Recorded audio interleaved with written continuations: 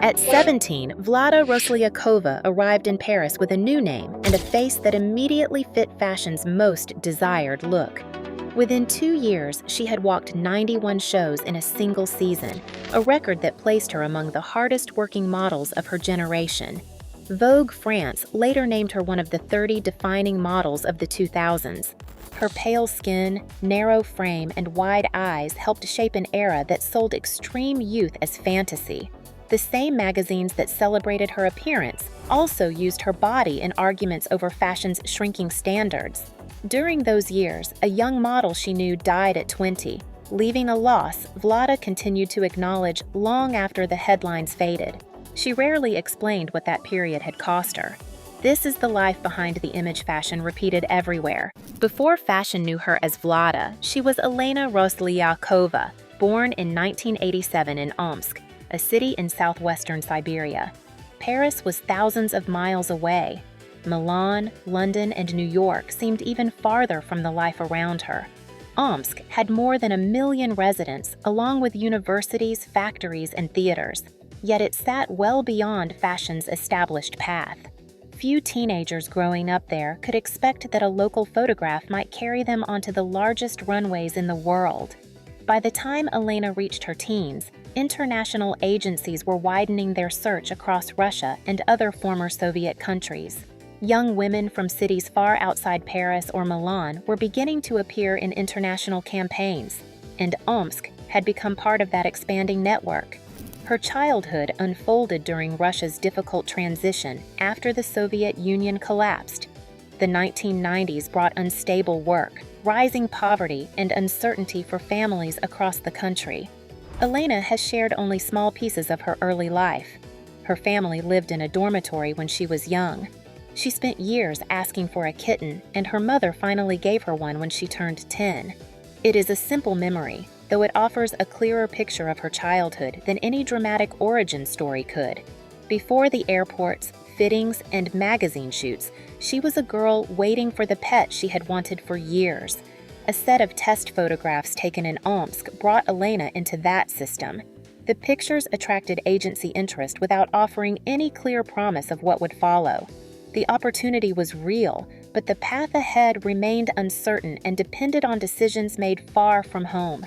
Tokyo became one of the early stops in Vlada's international career, carrying her farther from Omsk before Paris placed her on its major runways. The Japanese market offered catalog work, advertisements, and commercial shoots that gave young foreign models experience before they entered the more visible European circuit. For Elena, it marked how quickly her life had changed. Local test photographs in Siberia had led to work across languages, countries, and time zones, with little space between discovery and departure from home. International work quickly introduced practical demands that had little to do with posing. There were visas, flights, shared apartments, unfamiliar clients, and expenses that agencies could later deduct from earnings. A teenager could appear busy while still learning how the business worked and how much each job would leave her with. Only a short time after taking local test pictures, Elena was preparing to work far from home under people who understood the industry better than she did. Omsk remained home, but her future now depended on agents, casting directors, photographers, and clients in distant cities. Before most of the world saw her face, even the name she had grown up with was about to change. By the middle of the 2000s, fashion had become fascinated with a very particular kind of beauty. Runways filled with young models who had large eyes, narrow frames, and delicate features that made them look almost unreal under heavy styling. Gemma Ward, Lily Cole, Jessica Stam, and Sasha Pivovarova became some of the best-known faces of that period. Vlada arrived just as the look was reaching its height, and her appearance fitted the moment almost perfectly. Her face changed easily depending on the clothes, makeup, and lighting around her. In one photograph, her wide eyes could make her seem fragile or innocent. In another, the same expression became distant and severe. Dramatic makeup rarely overwhelmed her features, which allowed photographers and designers to push the styling further. She could walk in romantic couture one day and appear in something darker or more experimental the next without losing the qualities that made her recognizable. Vogue France later described her beauty as cold and unusual when it named her among the defining models of the decade. Castings could reduce a model to a decision made in seconds. Clients examined posture, proportions, skin, and the way clothes sat on the body with little explanation. Young models learned to wait, change quickly, and adapt whenever a schedule shifted. The pressure came from knowing that every room contained judgment and that one booking could lead to a full season while one rejection could close the door just as quickly. Designers quickly recognized how well Vlada suited the period. Her face carried the fragile, distant quality fashion wanted, while her ability to shift between moods kept her from feeling limited to one image. The bookings multiplied, tying the beginning of her adulthood to one of fashion's most demanding eras. Elena arrived in Paris with a name her agents considered too familiar for international casting. Friends and family knew her as Lena, but the agency wanted something more memorable before her first major season. The decision came early while she was still adjusting to a new city and a profession that could change direction after a single meeting and place her before unfamiliar clients. They chose Vlada in honor of her father Vladimir. The connection gave the new name a personal meaning, even though the change had been made for professional reasons. Before the public knew Elena Roslyakova, the name Vlada Roslyakova had already begun appearing on agency cards and casting sheets. For Elena, the change became permanent. Vlada soon appeared in runway credits, campaign listings, editorials, and agency directories. The name traveled from one fashion capital to another until it became more recognizable than the one she had used throughout childhood. There was something unusually personal inside that professional decision. Vlada came from her father's name, carrying a piece of her family into a career that was already taking her far from home. At the same time, it marked the beginning of a public identity shaped around the demands of fashion. By the time her first major season arrived, Elena had already become Vlada to nearly everyone watching. Vlada's major runway debut came in Paris in 2004 when she walked for Yohji Yamamoto at 17. Paris could change a young model's career within a single season. Casting decisions happened quickly, and one strong appearance could lead to several more bookings before the week was over. For someone still new to international fashion, the pressure began long before she stepped onto the runway. Yamamoto was a striking place to begin. His collections often relied on movement, mood, and unusual silhouettes, and the models had to carry those ideas without distracting from them. Vlada's face worked naturally in that setting. Under darker styling, she could appear distant and severe. With softer hair and makeup, the same features became delicate and almost dreamlike. That ability to change from one job to the next soon became one of the qualities designers returned to. Her career accelerated after Paris. Major fashion houses began booking her for runway shows, while magazine editors and photographers brought her into campaigns and editorials. She walked for Chanel, Christian Dior, Gucci, Hermes, Prada, and Alexander McQueen. Dolce & Gabbana later placed her in its fall 2007 campaign, photographed by Stephen Klein. Swarovski selected her for a spring 2011 campaign, and Christian Lacroix continued booking her during the final years of his fashion house. Each project gave her a different appearance. Stephen Klein's photographs for Dolce & Gabbana were polished and dramatic, with a harder edge than the fragile image often associated with her. Swarovski presented her in a brighter and more commercial setting. Christian Lacroix surrounded her with vivid color, elaborate shapes, and the theatrical details that defined his collections. Vlada remained recognizable in every version, even when the styling changed almost everything around her. At 17, Vlada was learning the profession while already working with some of its most important names. Each designer wanted a different walk, posture, and expression, while photographers expected her to adjust quickly to the mood of a shoot. She did it well enough that the bookings continued. By the end of her first major seasons, casting directors knew she could handle demanding shows, and editors knew her face could carry very different concepts. Paris had introduced her as a newcomer. Within a short time, her schedule was moving toward a level few models would ever reach. Models.com credits Vlada with 91 runway shows in a single season. That total became one of the defining facts of her career because almost no model had completed that much runway work in such a short period. The scale explains why the season continues to stand apart in professional profiles and fashion histories, even without a settled city-by-city breakdown. On paper, 91 shows can look like a simple total. In practice, every appearance came with hours of preparation that the audience never saw. Fashion weeks were packed with fittings, rehearsals, castings, and last-minute changes. A model could cross the city for a job that had not yet been confirmed, wait for hours, then be told to leave. Another designer might call while she was still backstage somewhere else. Hair and makeup began long before the doors opened, and the next appointment could already be late by the time the runway ended. That routine followed Vlada through several countries. Mornings began early, while fittings and rehearsals could continue well into the night. Meals had to fit between car rides and backstage calls. Clothes were changed quickly in crowded rooms filled with stylists, makeup artists, dressers, photographers, and other models trying to follow schedules that rarely stayed fixed. The walk itself lasted only a few minutes. Everything surrounding it consumed the day. Vlada handled that pace well enough that designers continued booking her. Her walk was light and controlled, and her expression remained steady even when the styling changed completely. She could appear in delicate couture, severe tailoring, or a highly commercial collection without looking uncomfortable in any of them. Designers also trusted her with important positions in their shows. She closed for Christian Lacroix more than once and returned to major houses across several seasons. By then, her popularity had begun creating its own momentum. Every strong appearance made the next booking more likely, and agencies tried to fit more jobs into the same crowded weeks. The demand confirmed her place in the industry while leaving little space between one obligation and the next. Completing the season required concentration as much as endurance. Vlada had to remember the pace of each show, adjust to unfamiliar shoes, respond to changes in a garment, and remain composed when fittings ran late.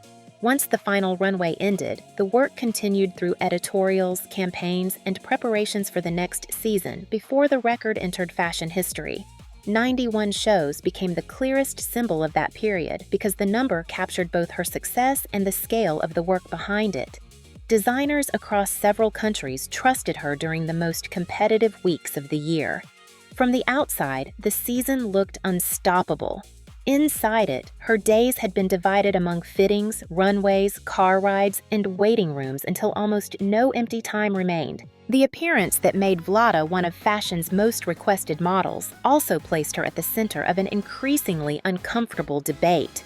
In January 2007, Time magazine included her in a feature about the shrinking body standards seen on international runways.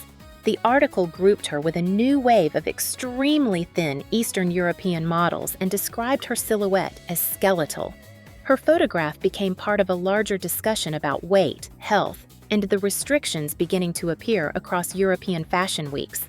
Designers had booked Vlada because her body matched the proportions required for their collections. Once criticism of those standards grew louder, the models who followed them became the easiest examples to place in front of readers.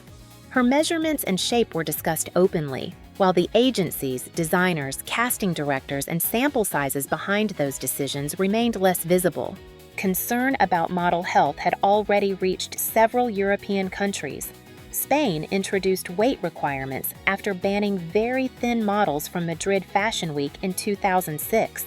Italy soon adopted its own guidelines, while France later introduced stronger health protections. Major luxury groups eventually announced restrictions on the sizes and ages of the models hired for their brands. These changes showed that the criticism had reached governments and the highest levels of the fashion business. They also came after years of rewarding the very standards they were meant to address. Nothing reliable in Vlada's public history confirms that she had an eating disorder. Her appearance alone cannot establish a medical condition, and photographs cannot reveal how she was eating or feeling at the time.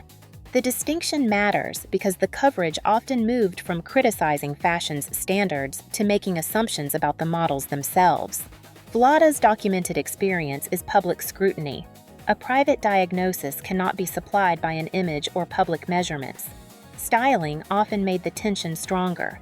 Pale makeup, fitted corsets, severe lighting, and sample-size clothing could make Vlada's narrow frame appear even more delicate. Her large eyes also encouraged photographers to emphasize youth or fragility. Other editorials used darker makeup and sharper clothing to make the same face look distant. The images were carefully constructed, but viewers often treated them as a complete picture of the woman inside them. The pressure did not end with magazines or newspaper articles. A 2017 study conducted with the Model Alliance found that 62% of the models surveyed had been told by their agencies to lose weight. More than half had been warned that their careers could suffer if they failed to do so. The study came years after Vlada's busiest seasons and after the industry had faced sustained criticism. Even then, weight remained closely connected to whether a model received work. Casting rooms made that pressure immediate. Clients examined measurements, posture, skin, and any change in a model's appearance, often making decisions within seconds. Success only raised the stakes because more bookings depended on remaining close to the image clients remembered. The finished photographs hid the waiting, measuring, and rejection.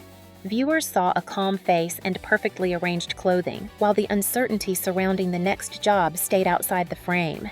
In 2009, Vogue France named her one of the 30 models who had defined the decade. The recognition confirmed how deeply her image had become connected to the fashion of the 2000s. By then, she had worked with major designers, appeared in influential editorials, and become one of the most recognizable faces of the doll-like era. Vlada never became the public voice of the debate and said little about how the coverage affected her. That silence left magazines and audiences to interpret the same photographs in opposite ways, as evidence of extraordinary beauty or of an industry demanding too much from young women. The people who set the standard stayed largely behind the scenes, while the model who embodied it remained visible in every frame. In June 2008, Ruslana Korshunova died in Manhattan at the age of 20. The New York medical examiner ruled her death a suicide. Born in Kazakhstan, she entered international modeling while still a teenager and built a career through campaigns, magazine covers, and runway appearances. British Vogue had already named her as one of the young models expected to rise further. Ruslana and Vlada worked within the same international modeling circuit. Both had left the former Soviet region at a young age and moved through New York, London, Milan, and Paris. Their careers also developed during the period when fashion favored delicate features, narrow frames, and the dreamlike appearance associated with the middle of the 2000s on major runways. Vlada's later memorial posts make the friendship clear. Over several years, she shared photographs, prayers, and brief messages for Ruslana. In one, she wrote that Ruslana remained in her prayers every day. In another, she said Ruslana deserved a happy life and more memories with the people who loved her. The posts reveal affection without explaining every part of the friendship or the days surrounding Ruslana's death. Vlada never turned that loss into a long public account. Her memorials stayed brief, returning to prayer, memory, and the life Ruslana should have had.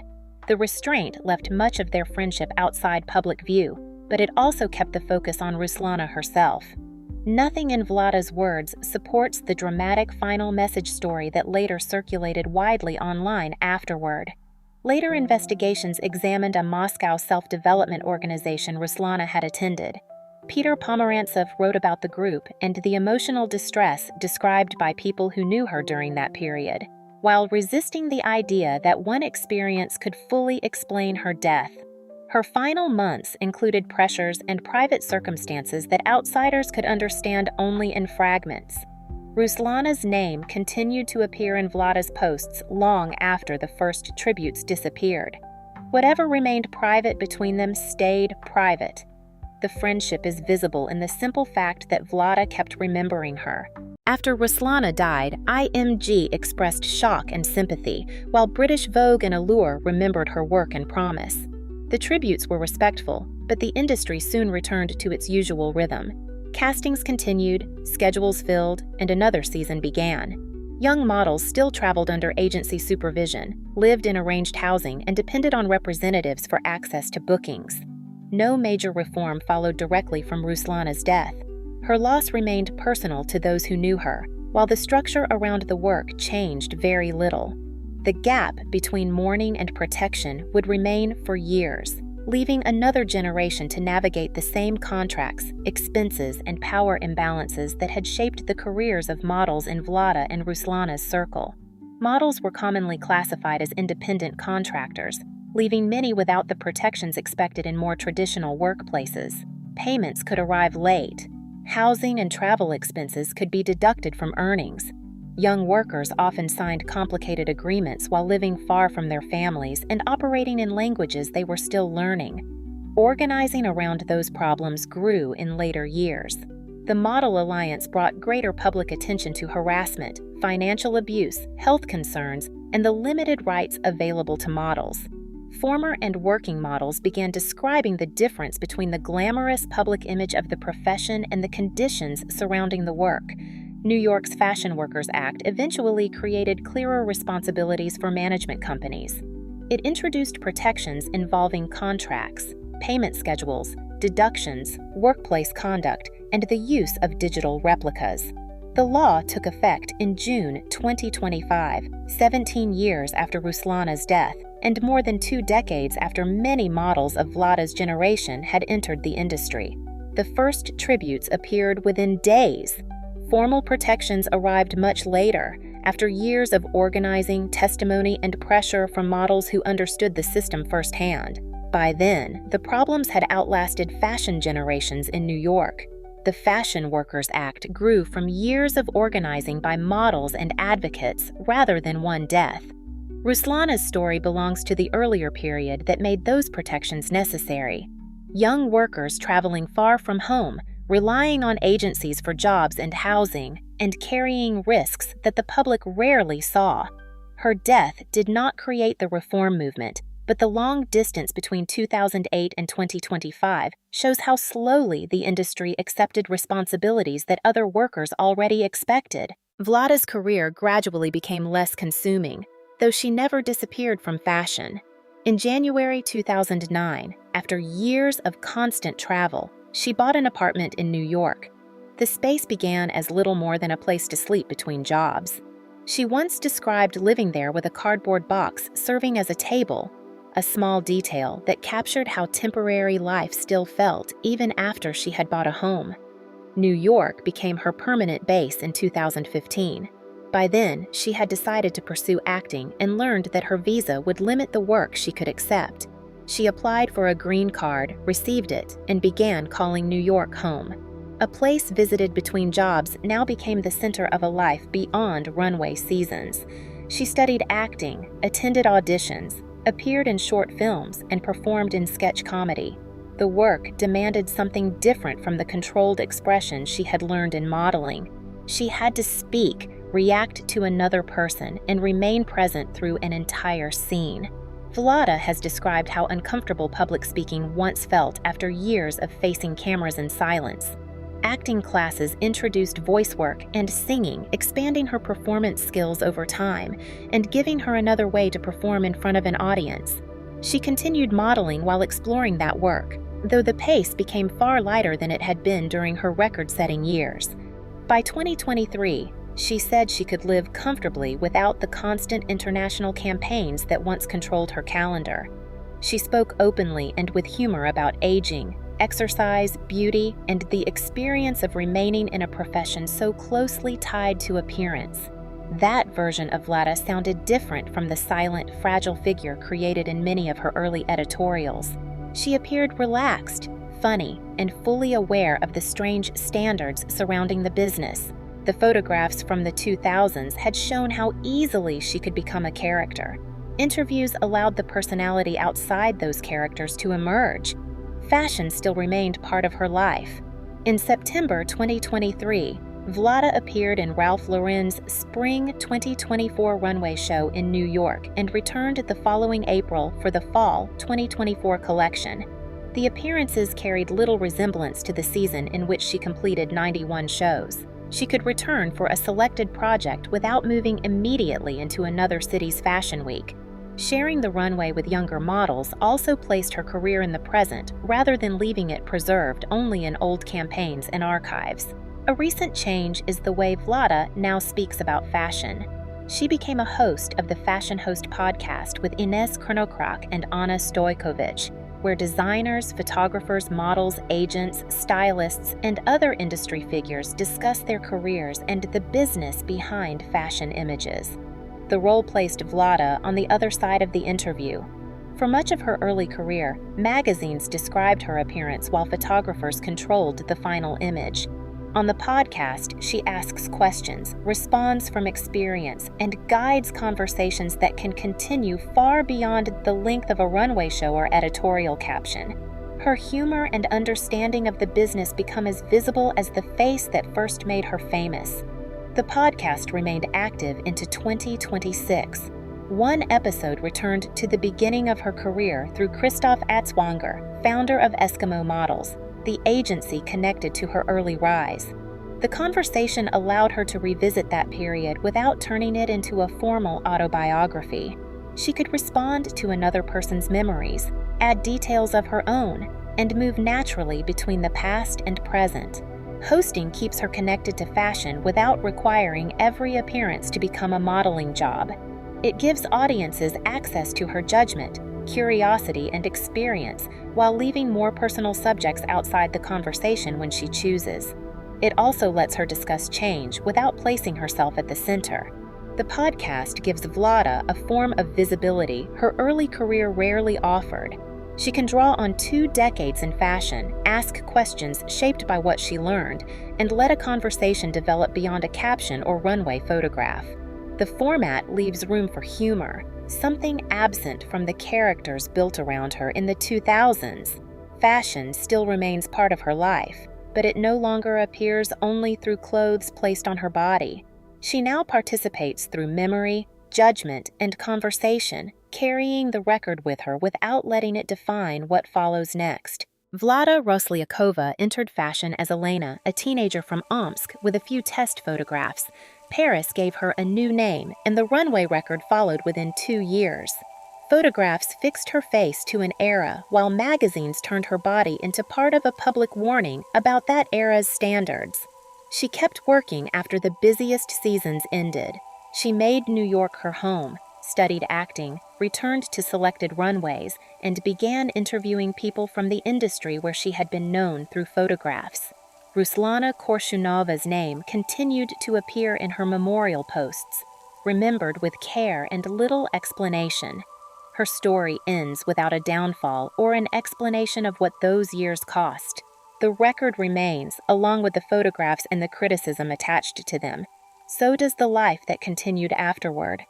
Vlada built a home, found work that used her voice, and returned to fashion at a pace removed from 91 shows. The industry first presented her as an image. Time revealed the person who kept living beyond it.